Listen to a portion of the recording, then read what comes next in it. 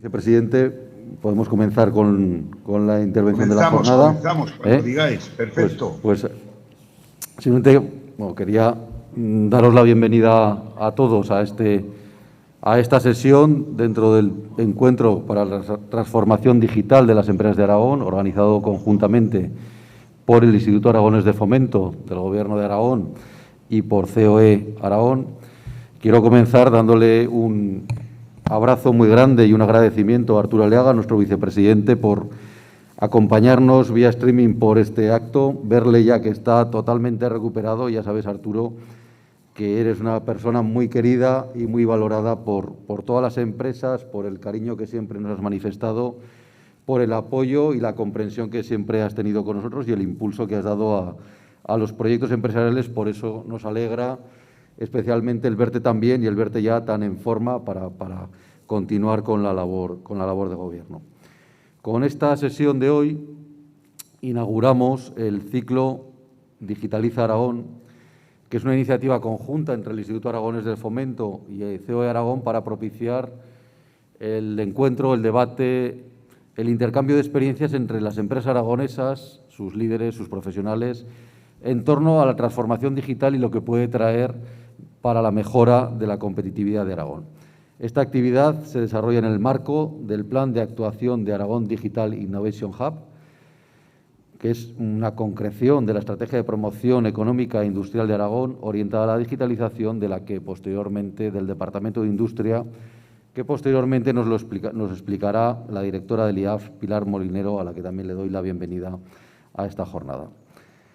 Hablar de digitalización no es hablar ya de algo optativo o de algo que va a venir en el futuro, sino que es hacerlo del aquí y del ahora, de las necesidades de las empresas y cómo va a ser uno de los motores, y está siendo uno de los motores de transformación social y económica de nuestro tiempo y una de las mejores fuentes de aumento de la competitividad empresarial en esta lucha cada vez más grande que tenemos entre territorios y entre territorios cada vez más dispares, ¿no?, desde el punto de vista geográfico.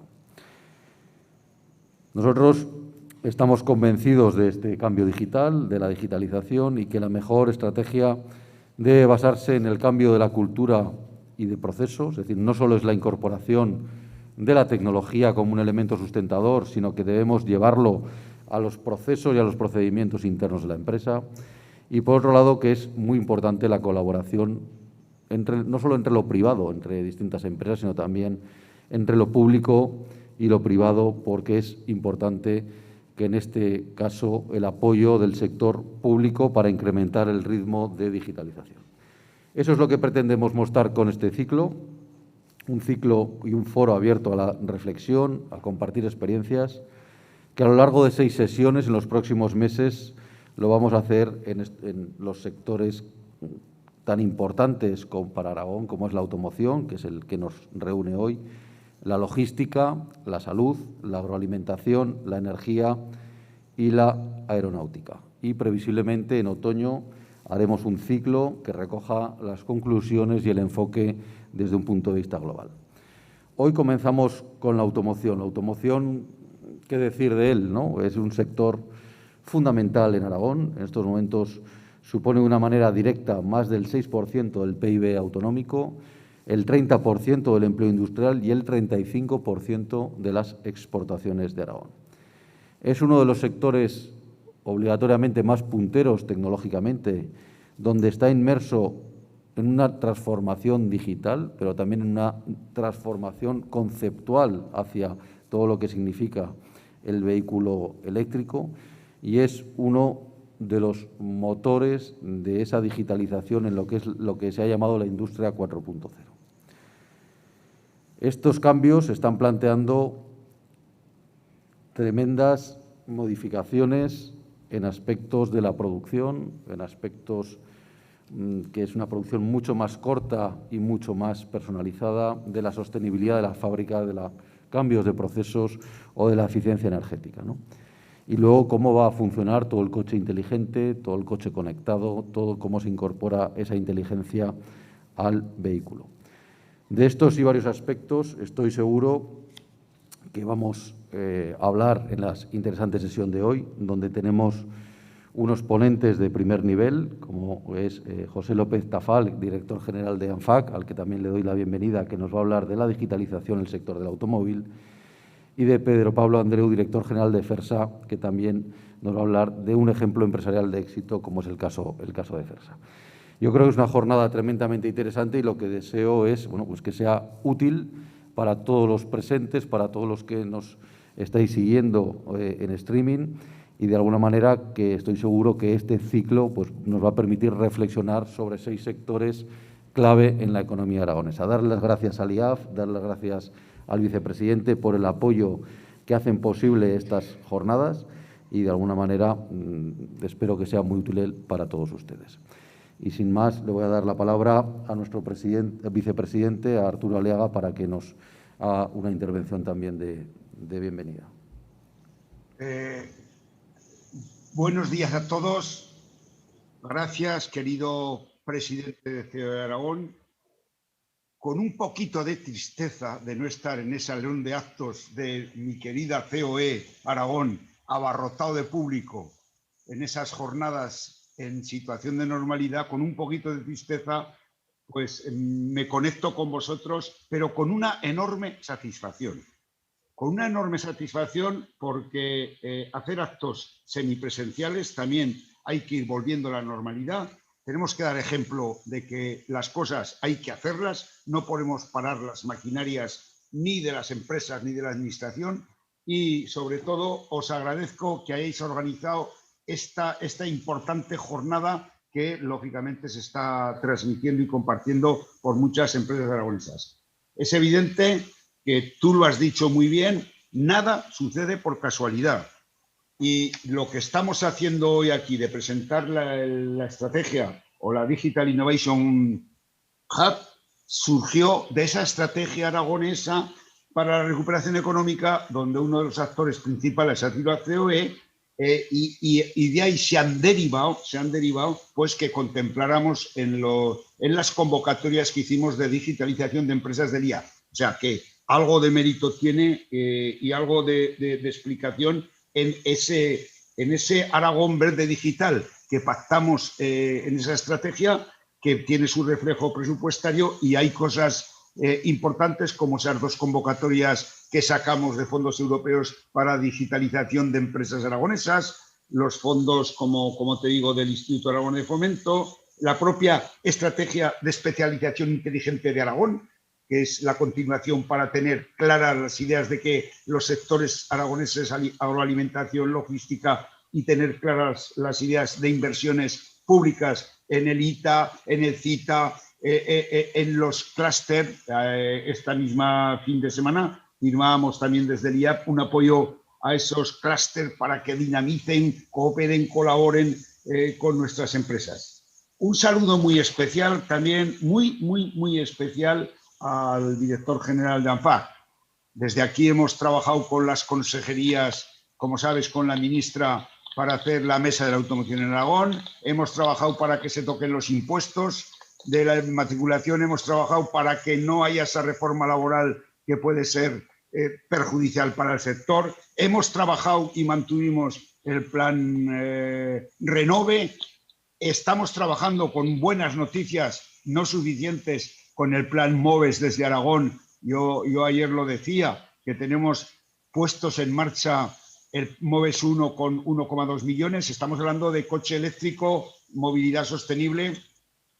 El plan MOVES 2, que por cumplir bien nos han dado 2,5 millones más a los 2,8. Y el plan MOVES 3, o sea, vamos a movilizar 1,2 más 5,8, que son 7, más 11,3 en el MOVES 3, 18 millones de euros, querido presidente. Puntos de recarga, matriculación de vehículo eléctrico, y produce mucha satisfacción que empresas pymes aragonesas estén pasando ya en la fase final del transporte a utilizar ya vehículos eléctricos comerciales, y eso produce, como digo, mucha satisfacción. Aparte del esfuerzo también que están haciendo muchos ayuntamientos por llegar con los puntos de recarga y poner a la población móvilmente electrificada. Pero los coches ya los tenemos. Tenemos la grandísima noticia que el Corsa eléctrico se empezó a fabricar en Aragón, y desde luego, como digo, es muy importante que esté con nosotros el director general de ANFAC, y ahí estamos trabajando en ese PERTE del sector de la automoción, Ricardo, que es clave para posicionar y mantener la segunda posición competitiva de la industria española del automóvil, la segunda en Europa como elemento clave de empleo, de innovación, de tecnología, de atracción de inversiones extranjeras. Yo también quiero dar un saludo especial a Fersa, que tengo la suerte de cuando ese expediente empezó y ver la evolución, porque ha sido y es un ejemplo de proyección internacional de la empresa aragonesa y es un ejemplo de bien hacer las cosas. Efectivamente, solo algún apunte, y esto os lo contará seguramente el director general de ANFAC. En ese plan 2024 de automoción está trazado el futuro, coche conectado, coche comunicado, etcétera, etcétera. Pero ahora uno se da cuenta, y aquí hablamos también de las últimas inversiones importantes en Aragón, Ricardo, claves, pues que el Alexa Custom Assistant de Amazon es un sistema que se está imponiendo y desde estos centros de Aragón hará comunicados los coches de marcas como Stellantis, Volkswagen Car in Assistance, Volvo Trucks, están incorporando ya incluso programas Volvo de Amazon, es decir, que estamos ligando la tecnología, los fabricantes de automoción y las administraciones.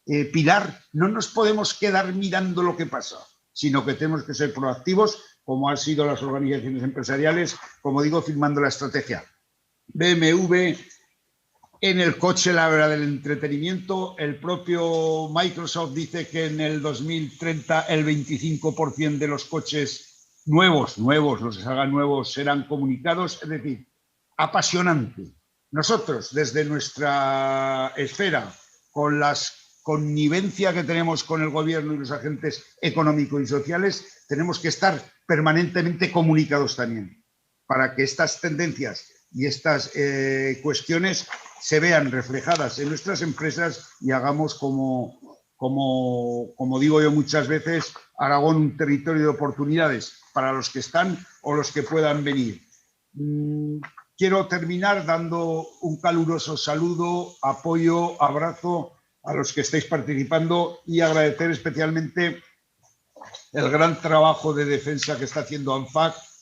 Darle también recuerdos a su presidente, el gran trabajo de defensa de la industria de la automoción española.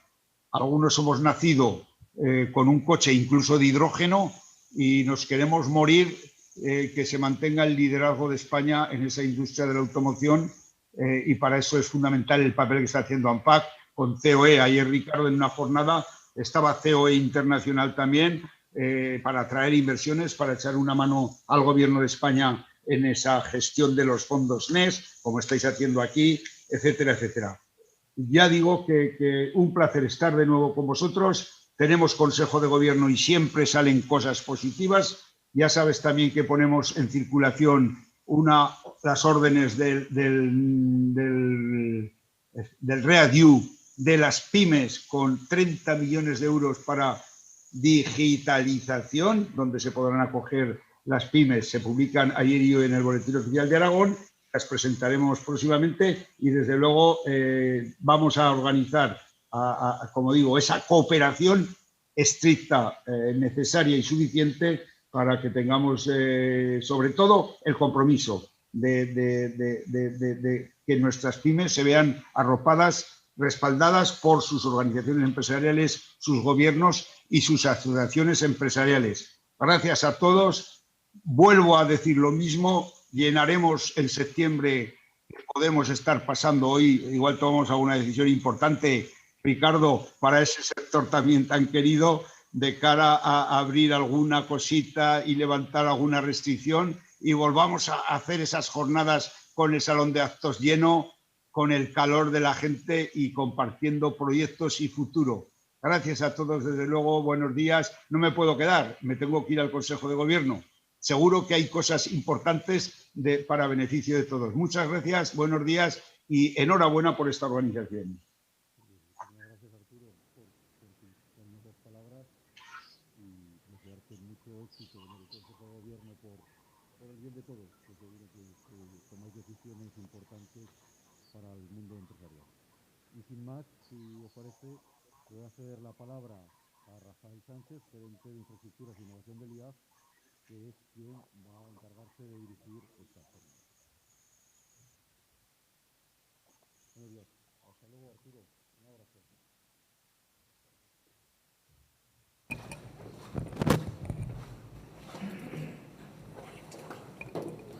Aquí, Rafael. Un segundito, por favor.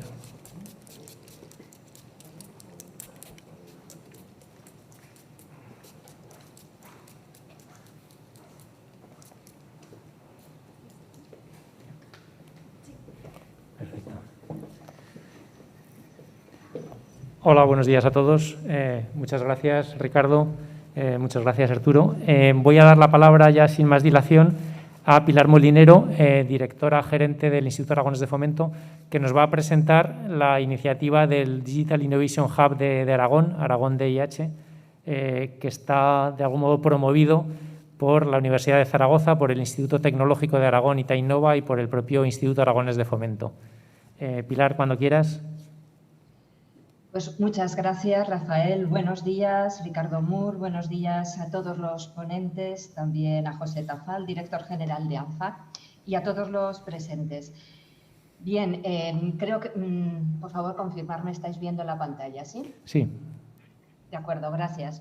Yo voy a presentar esta iniciativa, el Digital Innovation Hub, que es una iniciativa europea financiada con el Fondo de Desarrollo Regional, el Fondo FEDER, que hemos lanzado el Instituto Aragonés de Fomento en colaboración con el Instituto Tecnológico de Aragón y la Universidad de Zaragoza para promover la creación de este hub digital en Aragón. Las especialidades tecnológicas del DIG están respaldadas por sus centros de competencia y que pretenden promover altas prestaciones de computación en la nube, HPC, y también de inteligencia artificial, así como la robótica, los procesos industriales inteligentes y la logística. ¿En qué contexto se crea el Aragón Digital Hub?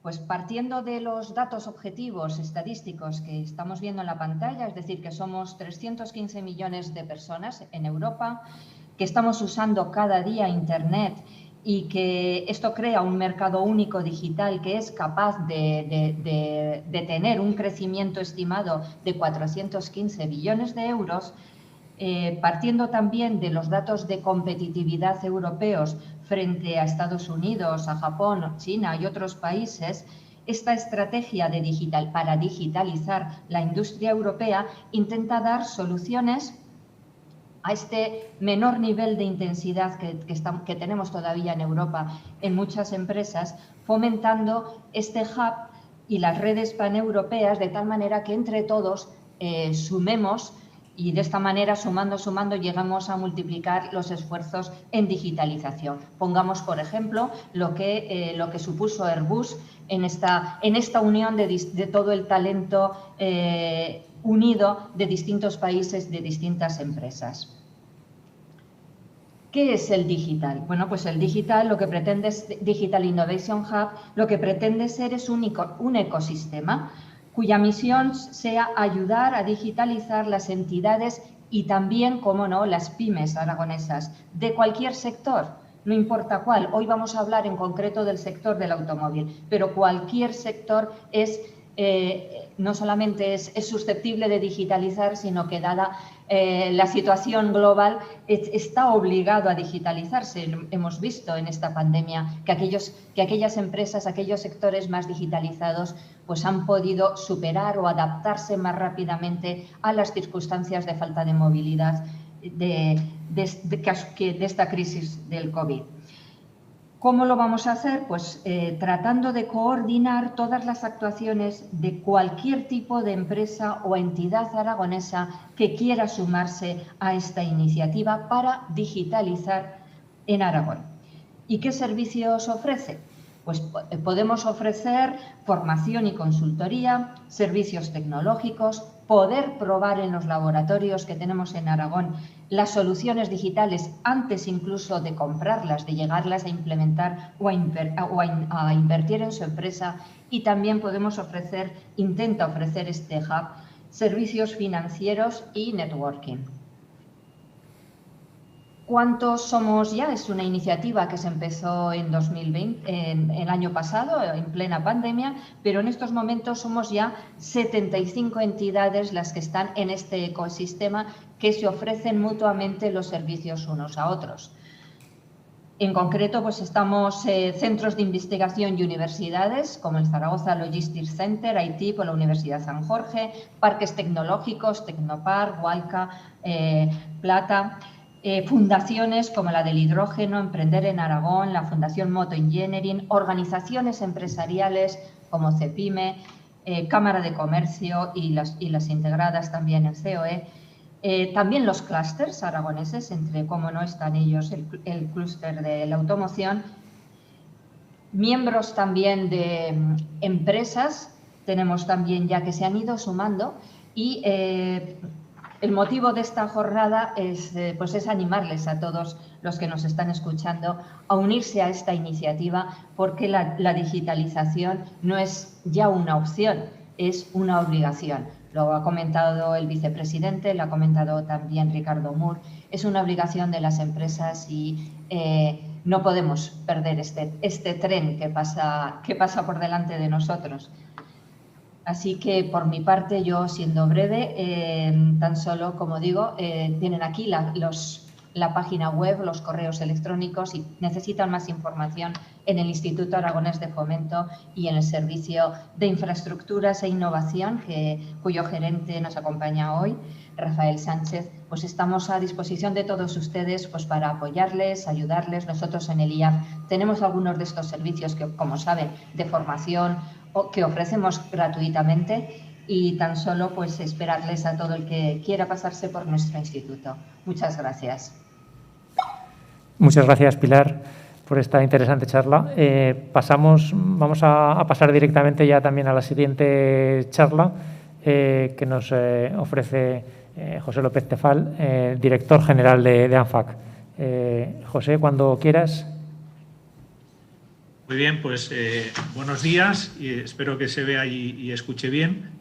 Y ante todo, pues muchas gracias a COE Aragón, a su presidente, a Ricardo Moore y a su director general Jesús Arnau por invitar a ANFAC a estar hoy en esta jornada digital, ¿no? Que es un poco el nuevo concepto, y presentar también un poco cuál es la visión del sector de la automoción sobre la transformación que tenemos que hacer o que estamos haciendo, ¿no? Tanto en materia de descarbonización como de digitalización. Yo quería también agradecer mucho las palabras del vicepresidente, de Arturo Aliaga. La verdad es que he de decir que en el año escaso que llevo yo aquí como al frente de ANFAC, ha sido siempre una ayuda continua. El compromiso que demuestra con el sector de la automoción es completo, y la verdad es que no puedo más que hablar positivamente de todo el apoyo que nos da y la cercanía que siempre tiene. Así que le agradezco también muy especialmente las palabras que nos ha dedicado. Creo que trabajamos bien juntos y que tenemos claras cuáles son las prioridades y la importancia, ¿no? de ciertos sectores, como en este caso el sector de la automoción, pues para Aragón y para España.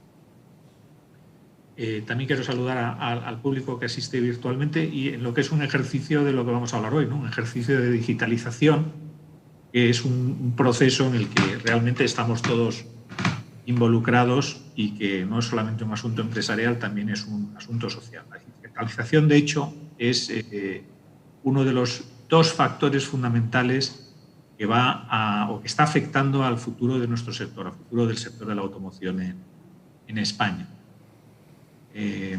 Estos dos factores son, por un lado, la descarbonización y, por otro, la digitalización.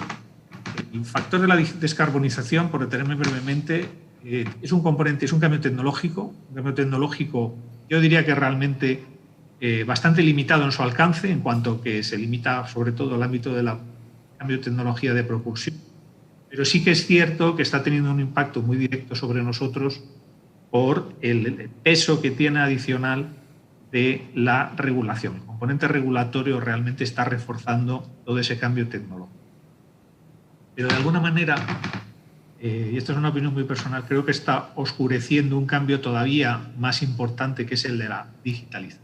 Es un cambio exclusivamente tecnológico, no está forzado por motivos regulatorios, pero que igual que afectó a sectores como las propias telecomunicaciones, que donde yo trabajé anteriormente, hacía una serie de años, y cambió radicalmente el sector, luego se ha visto también el sector de la energía, que también está modificando fundamentalmente todas las cadenas de valor y los modelos de negocio y los otros sectores más.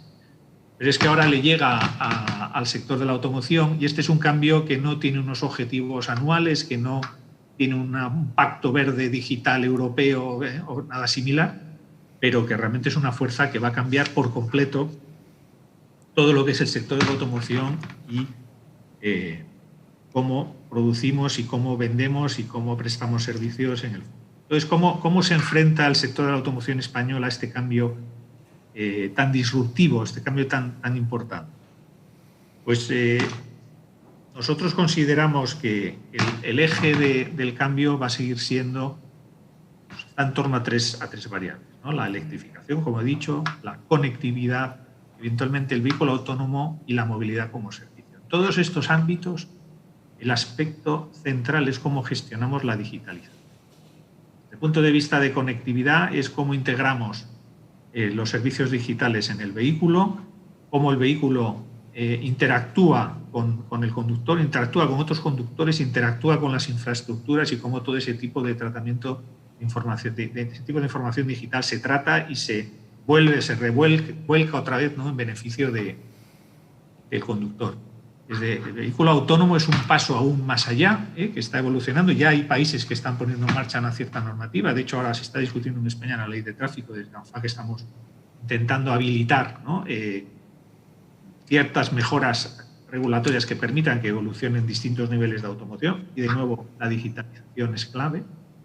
La movilidad como servicio que mencionamos, en el fondo, va a basarse también en qué tipo de plataformas de datos, de gestión de relación con el cliente, cómo integramos información de distintos medios de transporte, ¿no?, y lo volcamos también en un repositorio. Y a su vez, cómo tratamos esa información, qué utilidad le sacamos de esta, cómo optimizamos rutas, no solamente el mundo del turismo, sino también el mundo profesional de la logística. Pues toda esa movilidad como servicio es otro de estos ejemplos que está viniendo y cambiando. Y la propia electrificación, pues no nos engañemos, al margen del impacto que tenga tecnológicamente en la propulsión, tiene un componente de gestión activa de las redes que depende única y exclusivamente de la digitalización de los equipos. Por ejemplo, contar con contadores de recarga inteligentes pues, va a dar un salto cualitativo tremendo respecto a cómo hacemos ahora un proceso que aparentemente es sencillo, como es la recarga eléctrica, pero que en el futuro puede ser incluso una fuente de negocio para el consumidor, una fuente de ingresos para el consumidor, para el propio fabricante o para la propia marca de automoción. Todo esto, a su vez, dependerá de cómo impulsemos la digitalidad. Todo esto, desde el punto de vista del sector, insisto, son retos a los que nos enfrentamos, que son muy importantes y, de hecho, hacen que se llame al vehículo, se le considere un poco como la sexta pantalla, ¿no? Bueno, pues es un término más o menos afortunado, pero da una idea de dónde estamos. Ahora bien, si os fijáis, todo lo que me he centrado hasta ahora es fundamentalmente desde el punto de vista del lado de la demanda, del lado del consumidor, de servicios y de nuevas facilidades que nosotros tenemos que integrar. Pero estos no debe oscurecernos la importancia de la digitalización en el ámbito de la oferta, en el ámbito de la producción. Y esto para España y para Aragón especialmente, es un área muy importante en la que tenemos que ser muy eficaces. ¿Por qué? Porque España es el segundo fabricante europeo y el octavo fabricante a nivel mundial. Tenemos en la industria de automoción, en torno a la industria de automoción, tanto ensambladores como luego todos los componentes, tenemos en torno al 10% del PIB. Y el automóvil, por ejemplo, lo que es el automóvil es el producto que más valor neto positivo aporta a la balanza comercial. El año pasado aportó 17.000 millones de euros. Eso es dinero que nosotros cogemos del exterior y traemos a nuestro país para invertir aquí, para mantener nuestro empleo, que el sector es en torno también al 9% del empleo. Es decir, es muy importante que esta capacidad industrial se mantenga. Y dentro de esa necesidad es donde aparece de nuevo la digitalización. El concepto de Industria 4.0 es el que nosotros en nuestro plan objetivo, plan 2020-2040, al que se refería antes el vicepresidente Arturo Aliaga, y que es un poco nuestra hoja de ruta y está en nuestra web por si tenéis todos interés en ver cómo enfrentamos, ¿no?, este futuro, estas 2 décadas de cambio desde el sector. Bueno, pues ahí está escrito las principales líneas y las principales medidas. Bueno, pues esta necesidad de crecer en la industria 4.0 es clave si queremos mantener nuestra riqueza, nuestro valor. Y si queremos, sobre todo, adaptarnos al entorno que nos viene, que es un entorno donde los cambios van a ser más frecuentes y van a tener duración más corta. Vamos a ver, una ola sucesiva de cambios cada vez, insisto, de una intensidad elevada y corta en el tiempo, por lo tanto, tenemos que ser muy flexibles.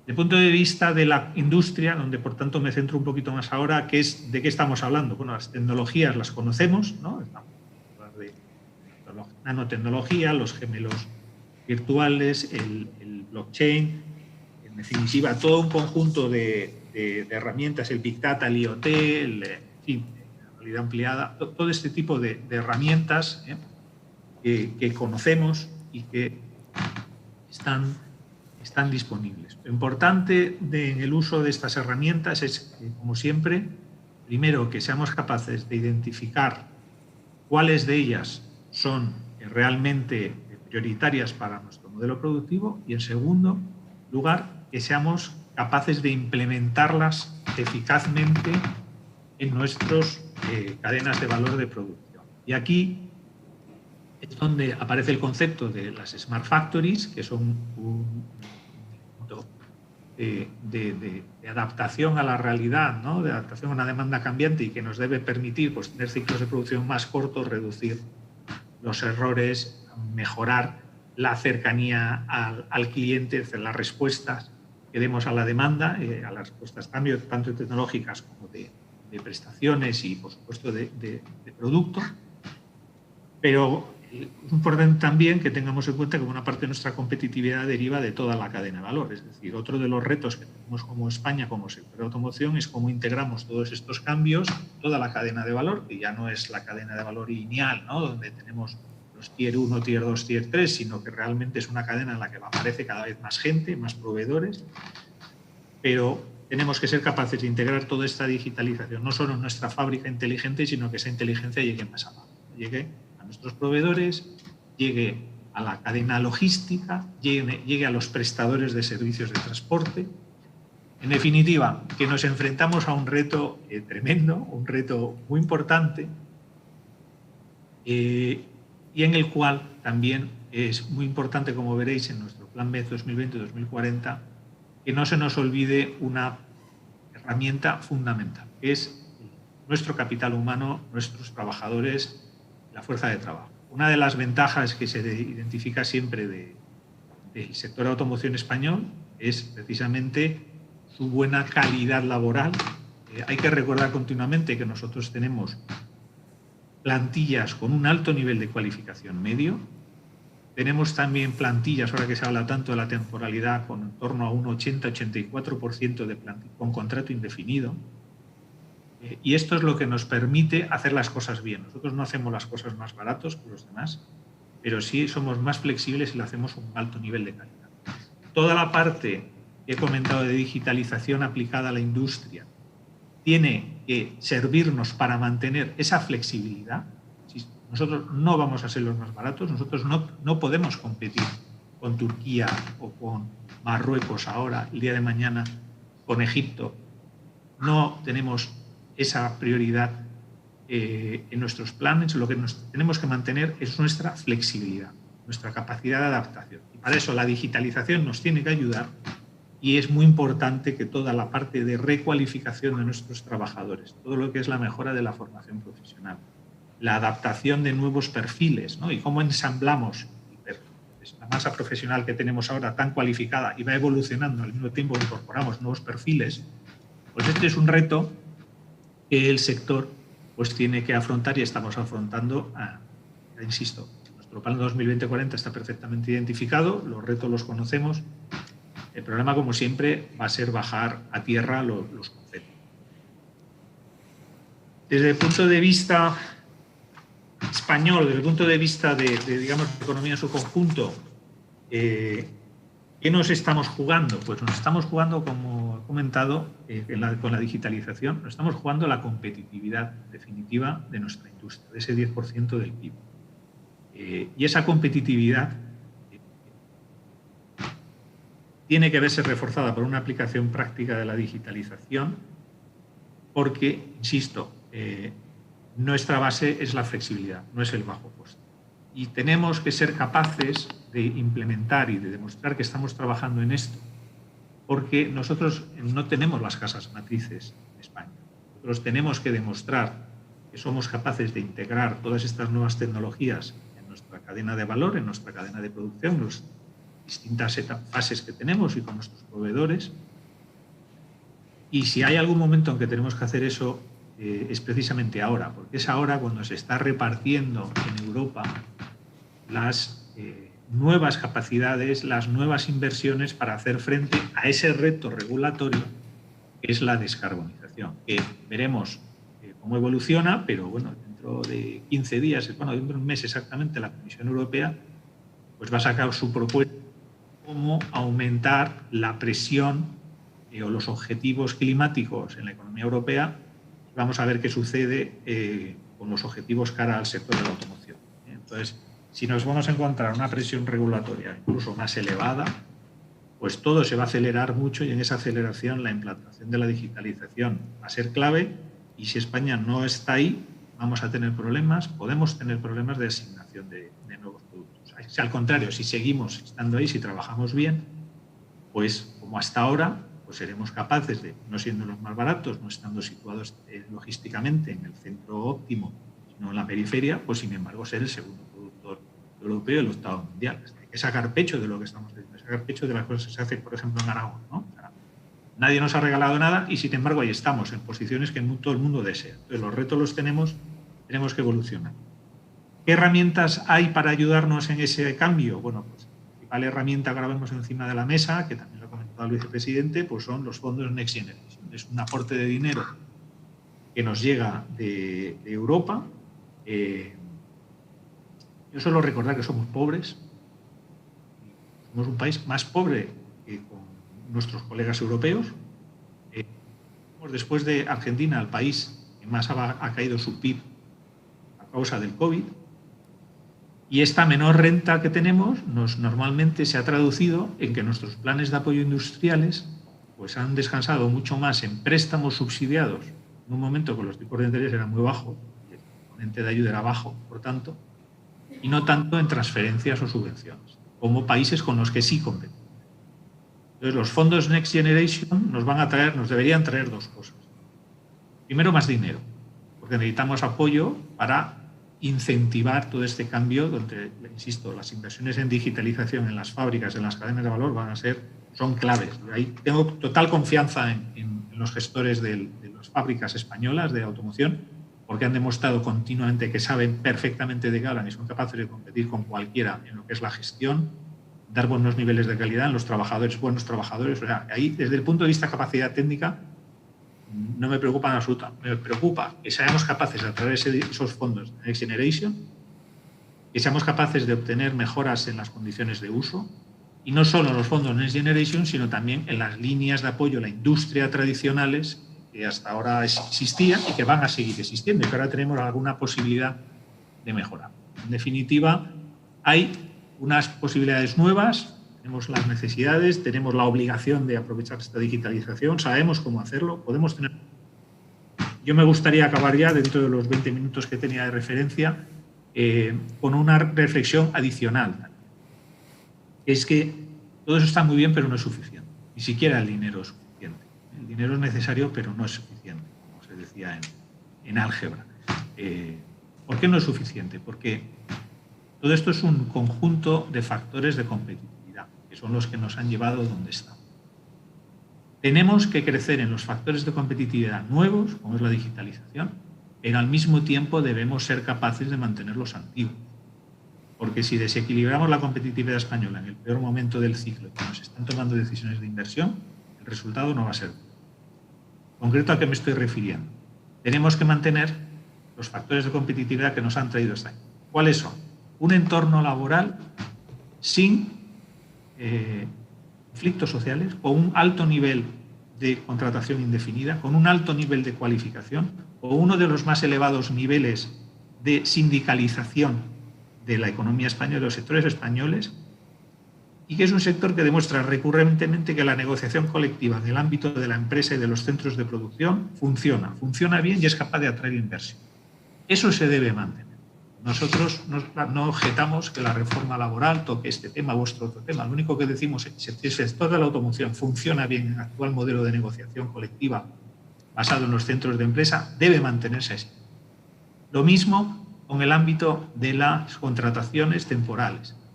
Vuelvo a insistir, lo que plantea algunas de las reformas que se están encima de la mesa es que España se acerque a los niveles de relación contrato temporal, contrato indefinido que existe en Europa. Bueno, pues precisamente el sector de la automoción ya está ahí, y está ahí hace tiempo. Estamos en torno al 85% de contratación indefinida en nuestras plantillas.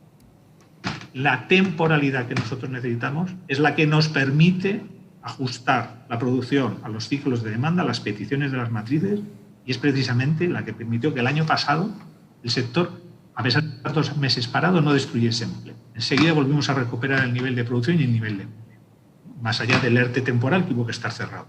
Esa flexibilidad, que es un factor de competitividad, debemos mantener. Debemos mejorar el coste de la energía. Y esto afecta a temas como puede ser el Fondo Nacional de Sostenibilidad del Sistema Eléctrico, otra serie de medidas. Es importante que el coste de la energía baje, pero es importante que baje también para la industria, o al menos que no suba. En definitiva, esto es un proyecto país. El sector tiene un proyecto sector. Yo creo que estamos muy unidos con toda la cadena de valor. Tenemos identificado cuáles son las palancas. Clarísimamente la digitalización es una de ellas. Tenemos un enfoque 360. Hay recursos que van a venir. Es importante que estén bien dirigidos, vaya a proyectos que realmente aporten valor y tengan un mayor componente de subvención o de ayuda subvencionable. Pero en paralelo no se nos olvide que tenemos que mantener todo lo bueno que hemos tenido hasta ahora. Porque si no, nos fijaremos en lo nuevo y nos olvidaremos de lo antiguo. Lo antiguo sigue siendo fundamental, es lo que nos ha traído hasta aquí. Este año creo que hemos recuperado un puesto en la clasificación mundial de productores. Salvo, si no me equivoco, a Brasil. Insisto, antes éramos el 9º el año pasado, este año somos el 8º. Pues tenemos que aspirar a ser el 7º y el primer europeo nos queda un poco más lejos, pero hay que ir a por ello y hay que pelear. Nada, yo agradeceros a COE la invitación. Espero que haya transmitido un poco un optimismo realista. Creo que el sector es muy optimista, está haciendo los deberes y no solo está haciendo los deberes, va por delante. Hemos hecho siempre las cosas muy bien, hay que ser optimistas, seguiremos haciéndolo bien. Simplemente hay que bajar la pelota a tierra, hablar de realidades y trabajar juntos. Y bueno, eso es lo que nosotros insistimos. Y esperemos que todo siga evolucionando bien y dentro de 10 años o de 20 años, como dice nuestro plan, el sector de la automoción en España pues haya pasado de tener un valor, una facturación de 210.000 millones a 300.000 millones, que es lo que propone nuestro plan, es lo que prevé nuestro plan, y hayamos crecido mucho en componentes, nuevos componentes, en nuevo software, en plataformas de datos, que es también lo que nosotros prevemos. En fin, ese es el futuro al que vamos y gracias por haberme permitido este ratito para contaros. Muchas gracias, José, por esta interesante charla. Nos plantean los asistentes algunas preguntas que yo creo que algunas ya las has medio contestado en tu charla. Una de ellas es, bueno, las grandes compañías automovilísticas y lo que son probablemente Tier 1 son muy punteras y pueden realizar grandes inversiones. ¿Cómo extenderlo a las pequeñas pymes, que al final son la gran mayoría de las empresas del sector en España, bueno, en todos los sectores, ¿no? Es decir, que muchas veces no tienen posibilidades financieras de algún modo, ni tienen los contactos de algún modo a veces para transferir la I+D que existe ya en el mercado por los centros tecnológicos, por las universidades, a innovaciones para aplicar en sus propias. Es decir, ¿qué es lo que faltaría? ¿Cómo se podría mejorar eso, ¿no? A ver, yo creo que por un lado el propio efecto tractor de los ensambladores, ¿no? Es una manera muy práctica y orientada al mercado. Eso no significa que sea fácil, ¿vale? Pero es que realmente en el mundo de los negocios no hay nada fácil, todo exige mucho esfuerzo, pero sí que da un carril, una línea en la que te permite alinear los propios esfuerzos de digitalización dentro de una cadena de valor, ¿no? No es cuestión de levantarse por la mañana sin ser un experto en digitalización y pensar, a ver, ¿dónde me debo concentrar? Sino que, bueno, en la medida en que hay ese efecto, digamos, locomotora, pues va a ser más fácil. Yo creo que muchos de los... Insisto en que yo soy muy positivo con cómo se trabajan las fábricas españolas, con lo bien que se hacen las cosas, y creo que simplemente estando dentro de esas cadenas de valor, pues se va a ganar bastante competitividad que luego se puede aplicar para vender a ese tier, o puedes perfectamente extenderlo a otros clientes o a otras líneas de negocio. Es verdad que la parte de apoyo financiero es importante, y por eso también he insistido en que los fondos se usen bien, que los planes tradicionales, porque a veces hacemos mucho foco en el PERTE y está muy bien como gran concepto, ¿no? de un gran proyecto país, etcétera, etcétera, pero yo siempre insisto en que eso está muy bien, pero que lo que tiene que funcionar muy bien también, no tenemos que olvidar, son las líneas tradicionales, muchas de las cuales están centradas en pymes y que en muchas ocasiones no han tenido el componente subvencionable que deberían haber tenido porque no había fondo.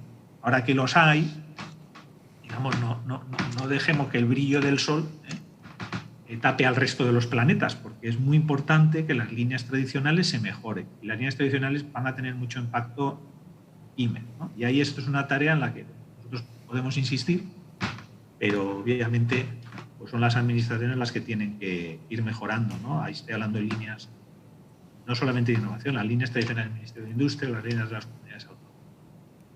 Y yo creo que esas son las ventajas que ahora tenemos diferenciales respecto a un reto común que todos tenemos, que es la digitalización, que es cierto que no es fácil, ¿no? Pero bueno, es el día a día, ¿no? Primero nos viene este y luego nos vendrán otros, y luego de repente aparecerá alguien diciendo que hay que poner no sé qué objetivos antes o cualquier cosa y meterá más presión. Muy bien. Nos planteaban otra cuestión, esta desde el punto de vista del consumidor, en relación a temas que se han comentado también en la charla, como el coche conectado, el coche autónomo. Es decir, ¿cuándo considera que estas avanzadas tecnologías podrán llegar a ser asequibles para el consumidor?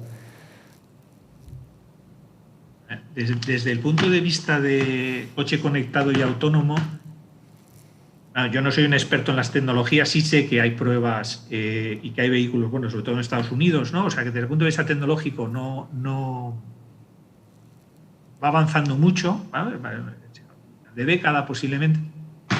Lo que sí que es verdad es que esto exige muchísimo más trabajo que la tecnología.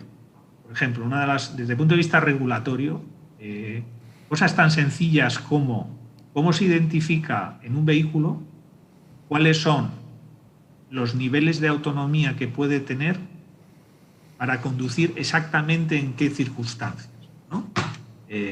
Dices, bueno, eso primero tiene que estar fijado en algún sitio, tendrá que estar fijado en el permiso de circulación, hay que modificar la normativa técnica, primero tienes que homogeneizar la normativa, porque claro, a nivel europeo, pues oye, el vehículo se vende, efectivamente, ¿qué niveles son esos? Luego, ¿qué responsabilidades hay en función de cómo se utiliza?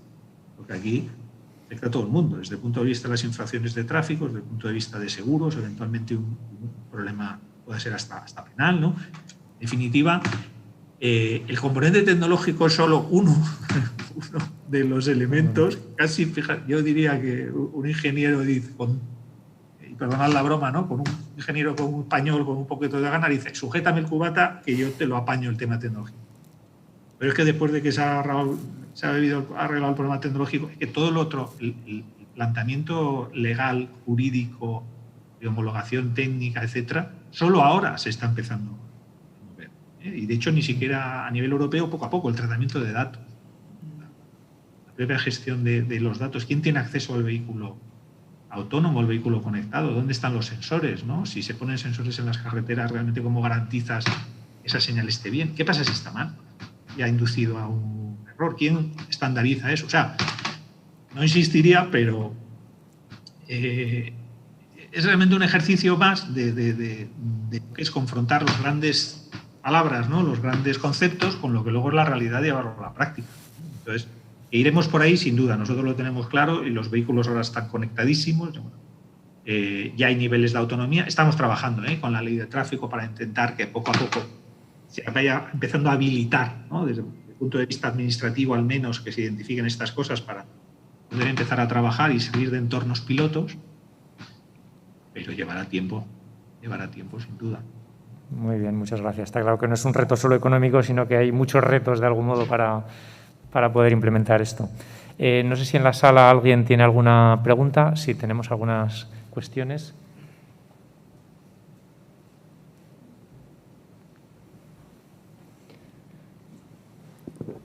Buenos días, soy Ramiro Álvarez, gerente de la empresa Mindual. Y mi pregunta es, ¿cómo puede afectar el suministro de los derivados del silicio, etcétera, etcétera, a los retos y plazos que has estado hablando en esta conferencia? Porque parece ser que hasta mediados del año que viene no se va a regularizar la producción de este tipo de componentes.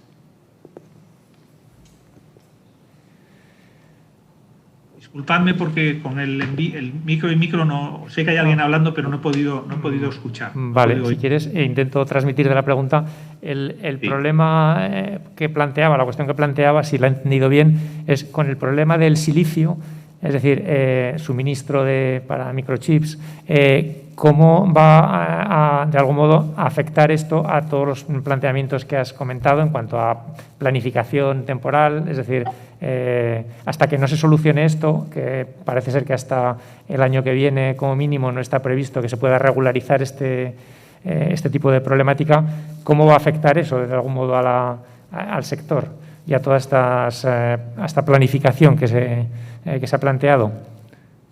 Sí, a ver, el tema de los microprocesadores, ¿no? Y la verdad es que es un tema global y nosotros un poco somos problema aceptante, ¿no? Sí que es verdad que está teniendo impacto en la producción. No tengo adelante los datos de producción, si no me equivoco. Me parece que a marzo, creo que en el último trimestre que tenemos cerrado, y ya de hecho estábamos comportándonos este año peor que el año 2019, ¿no? Llevamos una caída, pues sí, efectivamente, ¿no? de un 13%, ¿no? 13,5% en el total de vehículos en producción en España, hasta el mes de abril. Y está afectando de distinta manera a los fabricantes, pero el impacto es general, ¿eh? El grado de intensidad varía. A mí lo que me dicen es que posiblemente esperan hacia final de año que esa cosa se pueda regularizar, pero ahí tampoco puedo daros yo mucha información, salvo que realmente es un problema general y que lo veo en todos los socios de ANFAC y por desgracia tampoco creo que la solución la podamos gestionar desde España, ¿no? Sino que un problema global y a ver un poco cómo evoluciona. Desde luego no viene en el mejor año y está generando alguna escasez de algunos modelos o algunas prestaciones en algunos modelos, ¿no? Muy bien. ¿Había otra pregunta también en la sala? Sí. Sí, por favor. Soy Anabel García y nuestra empresa es Desaprendiendo, ¿vale? Me presento. Estáis hablando, pues, lógicamente, de la digitalización, de la necesidad, ¿vale?, que existe, pues, en las industrias, que tenemos que aplicarlo, pues, a través de las pymes, utilizando las asociaciones empresariales. Creo que todas ellas, hay un factor común, y es que todas ellas están formadas por personas. Y estas personas yo creo que es donde nos tendríamos que apoyar a la hora de la digitalización, es formar a esas personas para que todos esos procesos puedan ser integrados con éxito, porque las máquinas pueden estar digitalizadas, pero las personas tienen que saber cómo funcionan y el factor humano es importantísimo. Y, de hecho, creo y considero que está enlazado precisamente con lo que estabas comentando referente a no perder los valores que nos han llevado a conseguir el éxito que tenemos pues, en cuanto a empleo, a calidad de empleo, pues eso, a que las empresas se han preocupado de que estas plantillas tengan una seguridad, y creo que la formación es clave y apoyarnos en el factor humano para digitalizar sería, para mí, es el círculo cerrado para poder encontrar esa solución y dar pasos seguros, ¿vale? Es mi planteamiento, ¿no? Si se considera que la digitalización tiene que centrarse y poner el foco en las personas, en el factor humano. Esa es la… Vale. No gracias. Sé si… Sí. Yo sobre todo a la persona que hace el esfuerzo de preguntarle, yo le ruego que me disculpe, pero es que de verdad que no… Vale, no, que voy a intentar… Que he hablado, pero no había nada. Nada, te intento transmitir la cuestión. Planteaba una de las personas presentes que bueno, está claro que las necesidades de digitalización son evidentes en muchas pymes, pero que de algún modo, al final las empresas son personas, ¿no? Entonces, que de algún modo hay que preparar a esas personas y formarlas, porque al final el factor humano es clave, es decir, podemos hacer inversiones en tecnología, en maquinaria, pero sin las personas al final no hay nada, ¿no? Entonces, y que de algún modo es importante el no perder los valores que comentábamos que nos han traído hasta aquí, pues de estabilidad, de formación, y ponía de algún modo de relevancia o de este hecho, ¿no? Es decir, la importancia de la formación de las personas y de preparar a las personas para que sean competentes y puedan de algún modo implementar la digitalización, ¿no? Es decir, pues qué acciones se van a poner en marcha, entiendo, en ese ámbito, en ese campo. Es que no puedo estar más de acuerdo, es así. De hecho, si leéis o veis nuestro plan 2020-2040, se dedica bastante espacio al componente de formación y capital humano, ¿no? Se analiza precisamente que, desde un punto de vista razonablemente objetivo, ¿no? Pues tenemos una plantilla bien cualificada, bastante estable y con un nivel de sindicalización en el sentido de representatividad y de capacidad de negociación, ¿no? En ese aspecto. Por eso es importante, pues elevado, ¿no? Y lo que sí que se ve es que hacen falta, primero, recualificaciones, que es quizá la parte más difícil, para adaptarse a los nuevos perfiles. En las nuevas contrataciones, ¿eso qué supone? Pues supone, hombre, de entrada, con el problema de falta de capacidades STEM, ¿no? En muchos de nuestra gente joven. Tendremos que, en la medida en que lo traigan, pues va a ser más fácil para las empresas integrarlo en su propia formación luego, ¿no? En la casa. Bueno, ahí se están haciendo esfuerzos. En la parte de formación profesional, creo que la nueva ley de formación profesional, esperamos que se identifica el sector de la automoción como uno de los sectores protagonistas, ¿no? Que llaman los sectores clave. Y ahí habrá que trabajar en que los perfiles de formación profesional medios y altos, primero habrá que trabajar en tener unas capacidades digitales básicas, por supuesto, ¿no? Para toda formación profesional, pero nosotros tenemos que ir metiendo nuevos itinerarios formativos, nuevas formaciones en grados medios y superior de formación profesional para adaptarlo a lo que ha comentado la persona que preguntaba, que es todas estas nuevas tecnologías, ¿no? Y luego la parte de recualificación de la plantilla, yo entiendo que ahí es un trabajo continuo que hacen las empresas. Sí que nos gustaría, tenemos interés en ver qué dice la ley de formación profesional sobre los nuevos contratos de formación. El anteproyecto, estamos trabajando con la gente del Ministerio, pero aún no lo conocemos. Las empresas dedican bastantes recursos a la formación y eso va a ser creciente. Entonces, bueno, a ver qué tipo de contrato viene y qué es lo que mejoras trae la ley de formación. También es verdad que lo que nos dicen en educación es que ahora va a haber más recursos, ¿no? También dentro de los fondos Next Generation. Y es un reto. El reto es hacer la evolución manteniendo el empleo, pero sí, todos sabemos que el empleo al final va a ser un empleo diferente. Nuestro plan, por ejemplo, si lo veis, cuando prevé esta evolución de facturación hacia el año 2040, el crecimiento acumulado de lo que son los componentes tradicionales del sector, ¿no? Los componentes, ensamblaje y la cadena de valor tradicional, eso crece un 4%, donde se ve que crece, se multiplica por 50, ¿no? Toda la facturación, es todo lo relativo a la gestión de datos, todo el tema de software, las plataformas de gestión de nuevos servicios de movilidad, o sea, los nuevos perfiles. Bueno, al menos, como siempre, lo peor de un problema es no tenerlo identificado, ¿no? Porque entonces no lo puedes resolver. Por lo menos nosotros el problema creo que lo hemos identificado. Hay alguna serie de propuestas y siempre insistimos como sector en lo mismo. Es decir, son problemas complejos que exigen que nos sentemos juntos. Por eso hemos reivindicado siempre, y también el propio Gobierno de Aragón lo ha hecho, ¿no? Con otras 9 comunidades autónomas, que la mesa de la automoción es el sitio donde realmente tendría sentido que nos sentáramos, ¿no? Cadena de valor, administración, sindicatos, para plantear todos estos retos, ¿no? Y un seguimiento continuo, ver si podemos mejorar. Bueno, seguimos insistiendo en eso porque este es un problema, es un problema y una oportunidad común, pero tenemos que trabajarlo en común.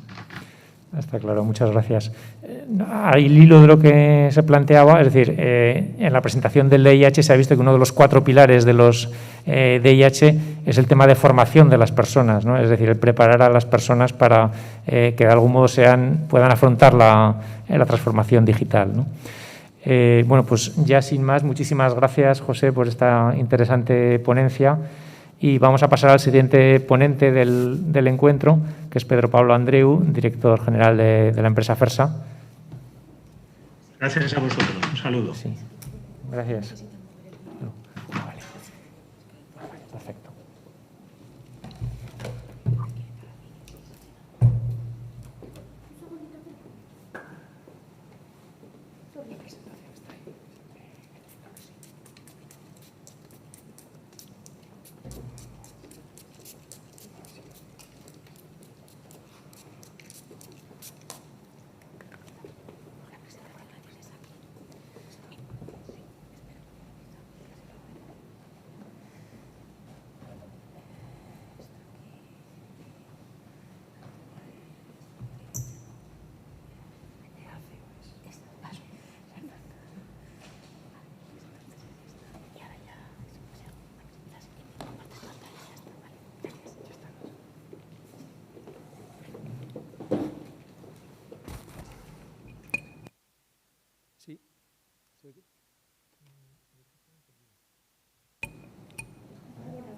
¿Ahora? Sí.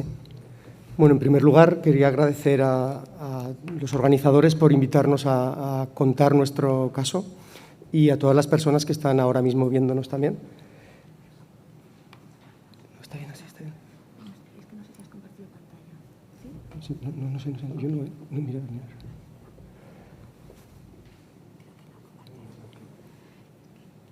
Vamos a compartir Sí. para que lo vean el resto de los distintos.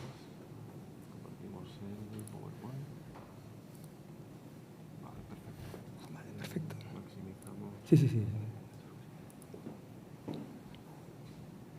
Bueno, yo voy a contar el caso de Fersa. No estamos en situación de dar ninguna lección a nadie. Nosotros hemos hecho muchas cosas, muchas nos han salido mal, algunas nos han salido bien, y lo que vamos a contar es nuestra experiencia durante ese viaje, y voy a ser muy específico y voy a contar muchos detalles concretos. No voy a hablar de grandes números, ni de grandes cifras, ni de tendencias.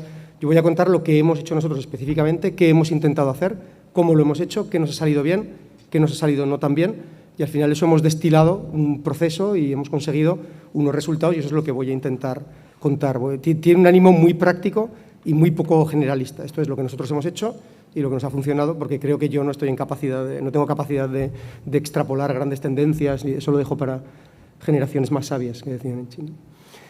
Nuestra empresa, pues nosotros somos un fabricante de rodamientos. Hace aproximadamente 10 años nosotros teníamos 4 personas en la oficina técnica, teníamos una planta en Zaragoza, facturábamos más o menos 14 millones de euros y trabajaban 60 personas.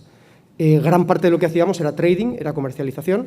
Era una empresa que venía de una historia muy movida y era una empresa que estaba en una situación razonablemente buena. Una empresa de 14 millones, 60 personas, una empresa muy rentable, sólida. Los anteriores gestores, la verdad es que lo habían hecho muy bien. Pero decidimos que el modelo de negocio no era sostenible. Era un modelo de negocio muy rentable, pero tenía muy poco valor añadido, se basaba mucho en la comercialización, entonces quisimos darle un cambio a ese modelo. Entonces, lo que nosotros hicimos fue fundamentalmente, entre otras cosas, quisimos pasar de ser un trader a ser un fabricante. Quisimos pasar de un producto commodity a un producto más tecnológico y más complejo y pasar de fabricar exclusivamente recambio a fabricar recambio y también equipo original. O sea, queríamos pasar de ser un trader de rodamientos sencillos para el recambio a ser un fabricante de rodamientos complicados para el equipo original. Es un cambio en el modelo de negocio muy estructural y tuvimos que hacer un montón de cosas, ¿no? El resultado de este cambio fue que en 2013 los 14 millones se habían convertido en 29, las 60 personas eran 150 y ya habíamos abierto una fábrica, aparte de nuestra fábrica de Zaragoza, nuestra planta de Zaragoza, habíamos abierto una fábrica y un almacén en China y habíamos abierto un almacén también en en Brasil, en Sao Paulo. Y en 2013 nosotros nos planteamos cómo podemos profundizar en este camino. Entonces lo que hicimos fue un cambio que yo creo que fue el origen de todo. Vamos a plantearnos como ventaja competitiva el ser bueno resolviendo problemas. Nosotros pensábamos que las ventajas competitivas duras de tengo una tecnología que no tiene nadie, tengo unas máquinas que no tienen un proceso que no tiene nadie, que eso es cada vez más difícil de mantener en un medio plazo y que en cambio que el futuro iba a ser muy incierto, no sabíamos cómo iba a ser, no sabíamos a qué retos nos íbamos a enfrentar. Entonces vamos a hacer que toda la organización pivote en torno a cómo ser capaz de resolver problemas mejor que los demás. Eso influye muchas aristas. Entonces necesitas una estrategia poliédrica que abarque todas esas aristas. Entre ellas, por supuesto, el equipo, tener gente muy capaz y muy activa, diferentes procesos, diferentes aristas. Y dos de ellas, dos herramientas importantes, la primera eran las metodologías ágiles, tenemos que contratar gente buena y dejarle un espacio muy poco jerárquico donde puedan crecer, donde se puedan desarrollar, donde puedan hacer cosas y tenemos que utilizar la tecnología como columna vertebral de lo que hacemos. Porque nuestros competidores son muchísimo más grandes que nosotros. Nuestros competidores facturan miles de millones con los que competimos en las RFQs de equipo original. El segundo más pequeño factura varios miles de millones de euros. Entonces, para competir con ellos tenemos que tener mucha tecnología porque tenemos que paliar o mitigar la falta que tenemos de economías de escala y de masa crítica. Entonces, como no tenemos esa masa crítica y no podemos competir así, tenemos que competir con agilidad y con la tecnología es lo único que te puede dar esa agilidad. Y entonces ahora me voy a centrar en la parte de la digitalización. Nosotros empezamos a mirar y qué es lo que hicimos y yo creo que es un problema que se puede encontrar la gente hoy. Hay un montón de jerga, de terminología, de palabras, no vacías, pero sí lugares comunes. Hay que digitalizar y hay que el 4.0 y el Smart Manufacturing y el Big Data y el no sé qué. Hay un montón de palabras que están ahí y que son parte de un todo. Hay un montón de marcos y de modelos. Nosotros en su día, y seguimos haciéndolo, ¿no? Pues miramos todo lo que pudimos de McKinsey, de BCG, de Harvard, todo lo que había. Y al final un problema que tienes es que no sepas por dónde empezar. Y que hostia, tengo aquí 50 cosas que me están explicando pero yo por dónde empiezo, porque además no tengo dinero para hacer todas y no sé por dónde empezar. Entonces nosotros lo que hicimos hicimos nuestro roadmap de digitalización y lo que hicimos fue como se ha comentado antes, ir de mi modelo de negocio a la tecnología. No hacer que la tecnología condicione mi modelo de negocio o no en cierto modo. Entonces al final nosotros dijimos, simplificando, yo tengo un proceso, yo fabrico, ¿yo qué quiero hacer? Yo quiero que mi proceso sea más barato, que sea más flexible y que sea más fiable, que tenga mejor calidad. Eso es lo que yo quiero hacer. Entonces ahora, nosotros para eso, entre otras cosas, lo que hicimos fue centrarnos en la automatización. Gemelo digital es una parte, es el modelo que llamamos nosotros modelo de fabricación digital y lo que llamamos calidad 4.0. Ahora os contaré básicamente lo que es cada uno. Dijimos, vale, yo quiero un proceso más barato, más flexible y más fiable. Yo quiero un producto más rentable y para eso quiero poner barreras de entrada. La realidad es que la gran mayoría de los productos cada vez se comoditizan más, el sector de la automoción va a precio muchísimo y la realidad es que yo quiero generar productos que me permitan tener más margen. Y para eso tengo que tener algún producto que genere alguna barrera de entrada respecto a los competidores de bajo coste. Y ese era Entonces, en esta línea pues empezamos con nanorecubrimientos, con simulaciones, con productos de alta eficiencia, con sensorización y con intangibilidad. Insisto, ahora entraré un poquito en detalle en cada uno.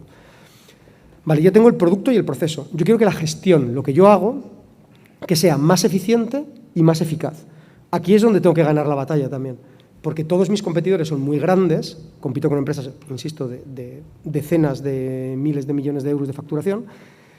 Entonces tienen economías de escala, tienen masa crítica, tienen un montón de activos de I+D, de tal, pero también tienen muchos costes de estructura. Tienen un SG&A muy alto, porque todas tienen los headquarters en donde sea, y yo lo que tengo que hacer es ser capaz de, con menos, hacer más y tener un coste de estructura mucho más bajo, de manera que pueda paliar y mitigar el efecto que tengo porque no tengo esas economías de escala. Entonces ahí empezamos con el Cloud Computing, el Customer Journey y lo que llamamos de Lean Office, que ahora os explicaré. Y finalmente, el modelo de negocio. Al final, gestionar un negocio yo creo que es gestionar los recursos. Es decidir dónde pones el dinero y sobre todo dónde no. Porque dónde sí es muy fácil, pero dónde no, normalmente no es tan fácil. Es decidir, yo quiero poner el dinero aquí porque aquí me genera más valor. Y eso implica que no lo pongo en el otro lado. Entonces, el modelo de negocio, nosotros lo que hicimos fue, ahora os explicaré, usar las tecnologías para otros verticales que sean más rentables, escenario y modelizaciones de matemáticas, y luego modelización de lo que estamos haciendo para temas de fusiones y adquisiciones. Si vamos al proceso, las robotizaciones es muy simple. Las robotizaciones al final es automatizar y eso cada empresa decide el payback que quiere tener. Yo decido que mi payback para automatizar un proceso productivo, ahí hay que tener en cuenta la complejidad y la capacidad de recursos que se tiene donde se quiere poner el dinero. Si yo decido que el payback que tengo, nosotros por ejemplo tenemos 18 meses. Si una automatización tiene un payback anterior a 18 meses, más corto que 18 meses, automatizamos. Si no, de momento no. Hay veces que la tecnología todavía hace que sea más cara y no tienes capacidad de tener un payback tan corto, o por la complejidad del proceso, la inversión tecnológica en la robotización es muy alta y no nos interesa, y en otro caso sí. Tenemos varias decenas de robots en la planta y básicamente lo que hacemos con esto es automatizo cuando el payback sea menor a X, cada empresa dependiendo de su nivel de capacidad de financiación o de oportunidades donde pueda tener el dinero, porque lo que metes aquí no lo metes en I+D o no lo metes en otro sitio. Nosotros hacemos aproximadamente 18 meses. Gemelos digitales, bueno, va más allá de eso, es lo que llamamos la fabricación digital. Al final lo que se trata es, hay varias líneas aquí. La primera es simular con gemelos digitales la línea, básicamente, lo mismo que hacemos una simulación por elementos finitos de un producto para no experimentar en el producto y experimentar en el ordenador, pues aquí hacemos lo mismo. Aquí lo que hacemos es lo mismo pero con el proceso. Entonces, simulamos el proceso de manera que los cambios que hagamos, ¿qué pasaría si este utillaje lo cambiáramos así? Pues en vez de probar y parar la producción, pues lo haces digitalmente. Y no solo eso, sino que forma parte de lo que llamamos la fabricación digital, que también incluye el que las máquinas hablen entre sí y que cada pieza se fabrique de manera específica con cómo viene la materia prima. Nosotros tenemos la materia prima, que es acero, entonces hay una muela que simplemente va comiendo, va rectificando. Nosotros lo que hacemos es medir cada pieza y que cada máquina le diga cómo entra la pieza y cómo sale, de manera que la siguiente máquina sea capaz de entender cómo está para optimizar el tiempo ciclo. Entonces, las máquinas interactúan entre sí, optimizan el flujo del proceso y, además, yo eso lo he simulado antes con modelos digitales. Y la calidad 4.0 es pasar de medir la calidad al final a tener determinados controles de calidad intermedios en proceso a intentar tener elementos de calidad con una precisión similar a las de laboratorio, aunque algo menor, en la línea y ser capaces de hacer predictibilidad de potenciales errores de calidad. Por ejemplo, nosotros en los rodamientos un elemento muy típico es que se quemen porque la muela abrasa la pieza. Entonces nosotros estamos trabajando en un modelo que mide la temperatura de la muela de manera que cuando llegue a una determinada temperatura veamos que el riesgo de que vaya a producir una quemadura es alto y ya automáticamente se cambia antes. Esa es la calidad 4.0, es que la calidad esté embebida en todo el proceso de manera que tú reduces el scrap, reduces las necesidades de calidad.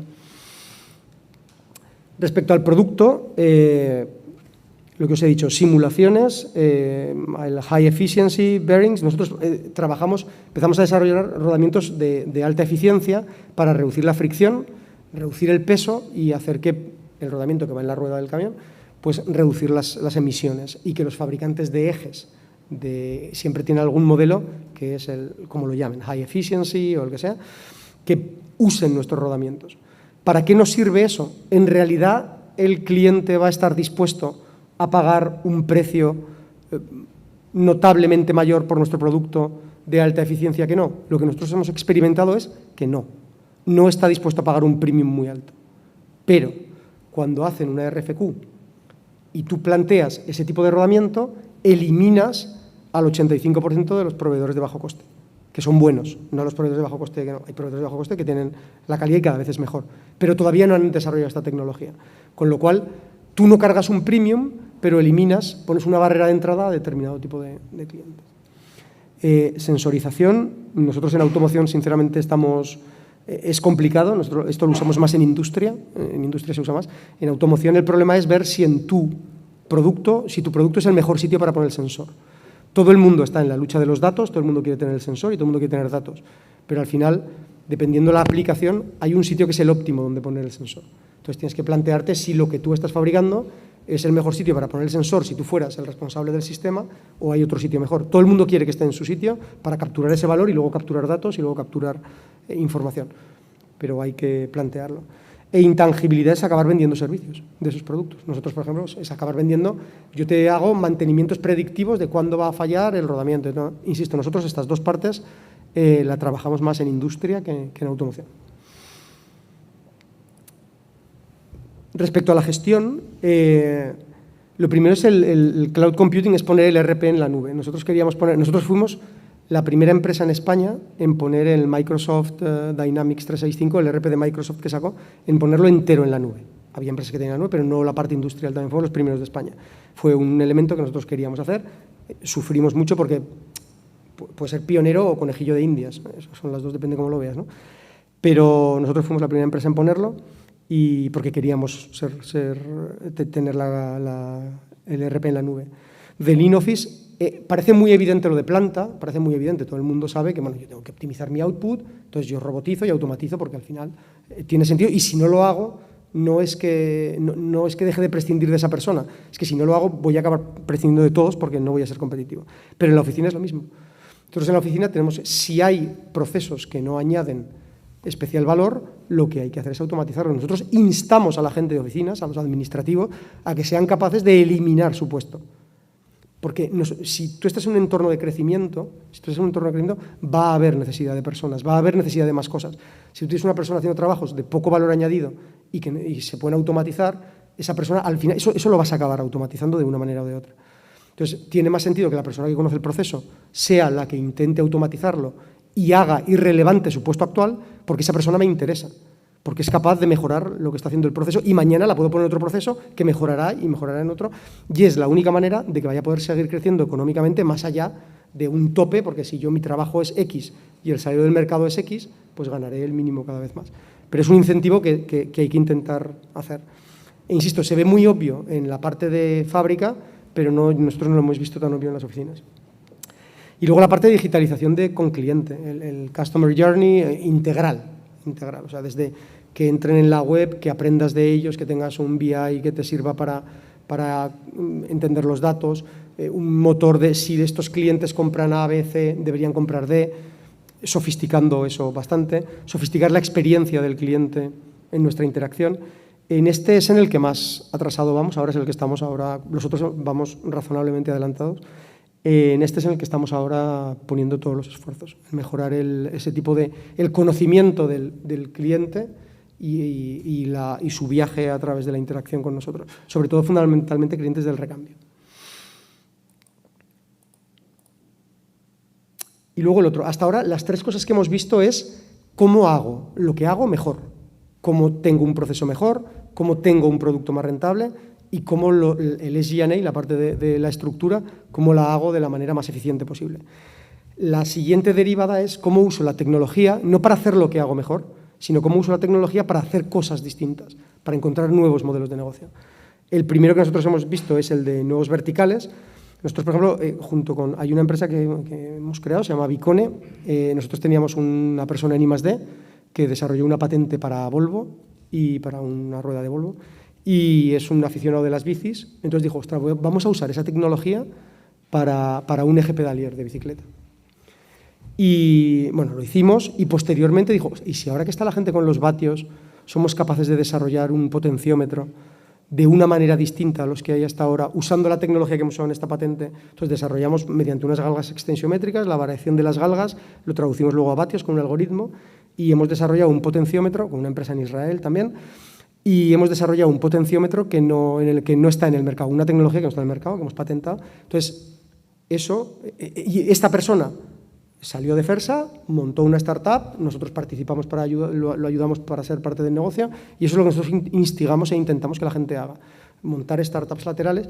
¿Para qué me sirve esto? Me ha servido para que yo como Fersa tenga una startup que está en el mundo de la sensórica, que está en las bicicletas, que a priori no tiene nada que ver, que es un segmento, ya os lo digo, más rentable que automoción, eso es así. Es movilidad, pero más rentable porque la gente se vuelve más loca con las bicicletas que con los coches. Y nosotros tenemos esa tecnología ahí y ahora lo que queremos es hacer algo inverso, que cosas que aprendamos allí nos sirvan para los rodamientos que estamos haciendo. Entonces, eso es entrar en un vertical distinto en el que no estamos. Otro es usar los recursos con escenarios y optimizaciones matemáticas. Yo soy un firme convencido de que la gestión al final son zonas grises y es más arte que ciencia, porque si no todo el mundo lo haría igual.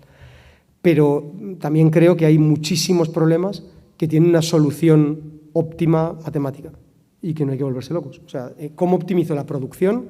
Yo tengo que producir X piezas, tengo X clientes, X proveedores, X líneas, X fábricas y hay un mix óptimo. O sea, eso es una función y te da hay un resultado que es el óptimo. Luego la realidad será que puedo, que no puedo, que el proveedor no me entrega, que lo que quieras, pero hay un resultado óptimo.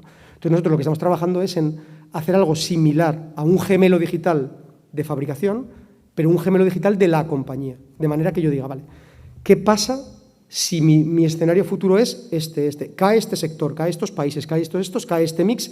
¿Cuál sería mi solución óptima de fabricación? Los números que me daría, lo que tendría que hacer. Entonces, y me da un modelo.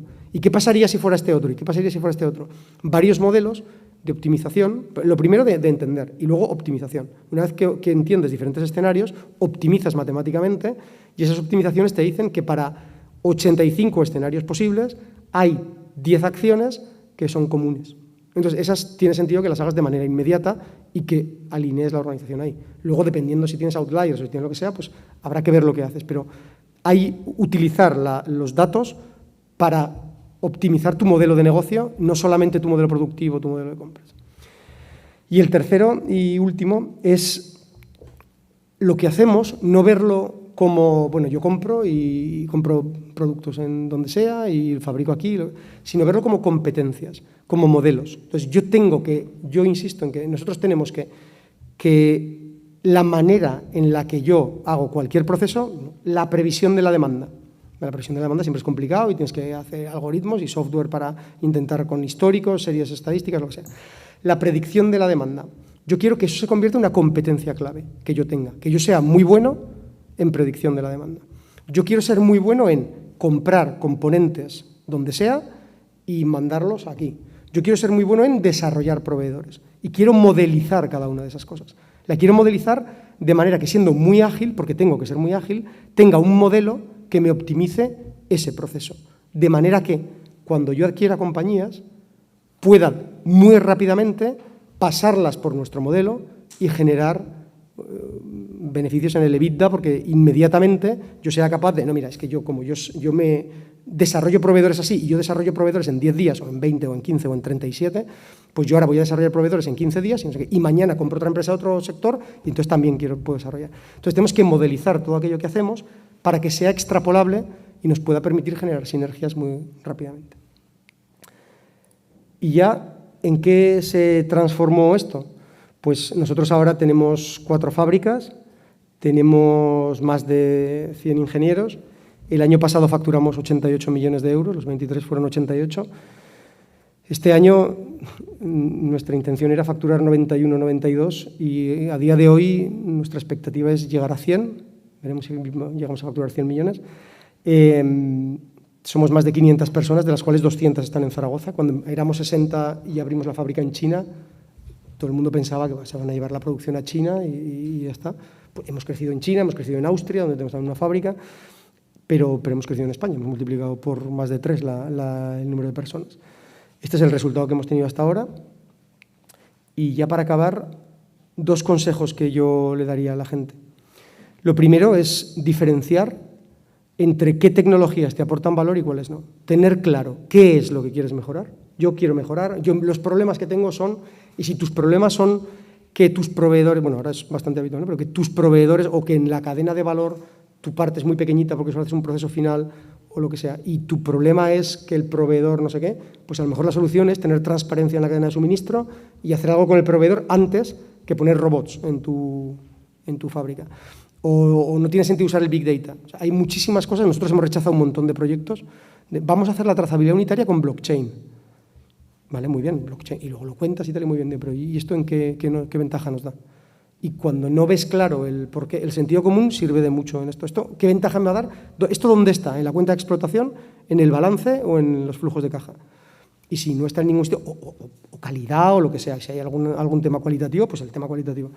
Pero tener claro mi modelo, tener claro qué es clave para que mi modelo me vaya bien, y luego ya utilizaré las tecnologías que tenga para implantar la que más me encaje en mi caso específico. O sea, diferenciar qué te añade valor y qué no, y no agobiarte porque hay 50.000 conceptos y 50.000 consultores y eso.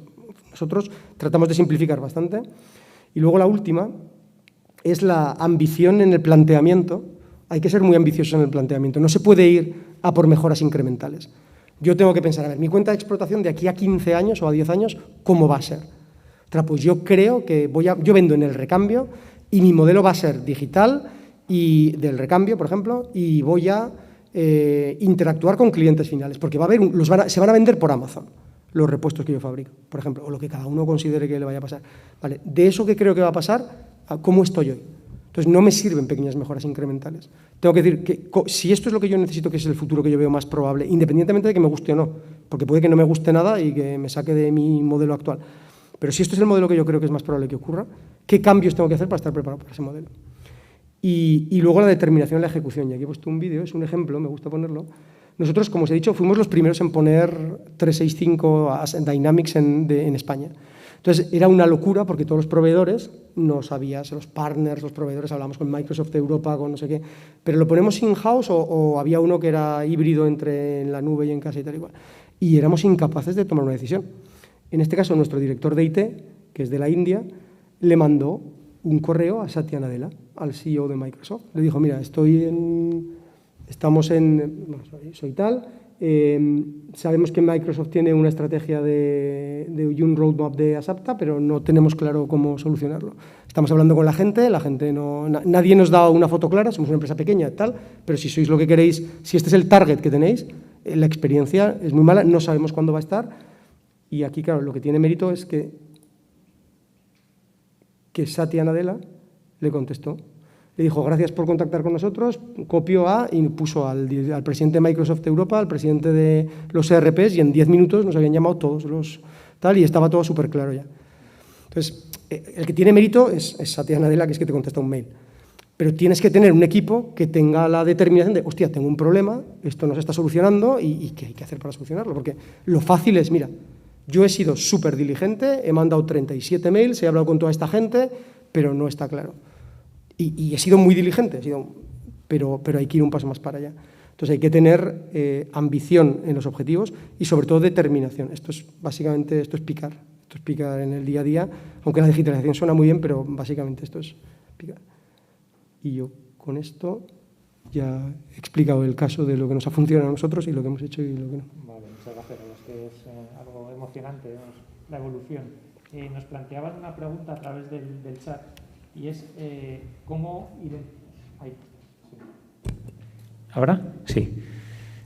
Nos planteaban una pregunta a través del chat y es cómo identifica la empresa los factores críticos por donde empezar el cambio necesario de modelo de negocio hacia la digitalización. Bueno, yo creo que en la parte final de la charla has contestado casi a esto, pero... Sí, bueno, al final yo creo que tienes que identificar dónde están los problemas de la empresa. Si mi problema es de competitividad, porque cada vez me bajan más los costes, los precios, y mi margen está bajando, pues probablemente mi problema sea cómo ser más competitivo. Si mi problema es de suministro, pues probablemente lo que tenga que hacer es ver cómo puedo digitalizar la cadena de suministro para darle transparencia.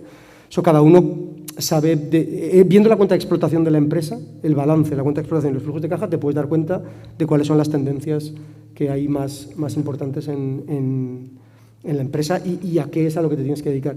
Y eso es muy importante porque las empresas que van bien y las que van mal, o sea, las empresas que van mal, la gente no está jugando a las cartas, o sea, están resolviendo problemas.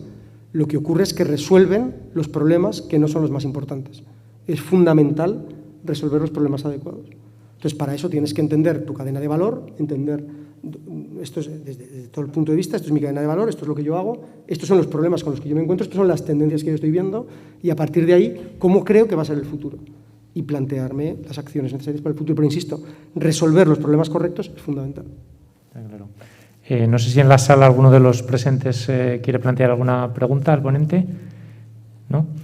Bueno, pues como estamos ya en hora, simplemente agradecer a todos los asistentes a la jornada, tanto de forma presencial como online, por supuesto, a los ponentes que nos han acompañado, pues en nombre de los organizadores, por una parte COE, en cuyas instalaciones estamos, y por otra el Gobierno de Aragón, que a través del Digital Innovation Hub de Aragón y del Instituto Aragonés de Fomento, pues han coorganizado esta jornada. Muchas gracias a todos por su asistencia y buenos días.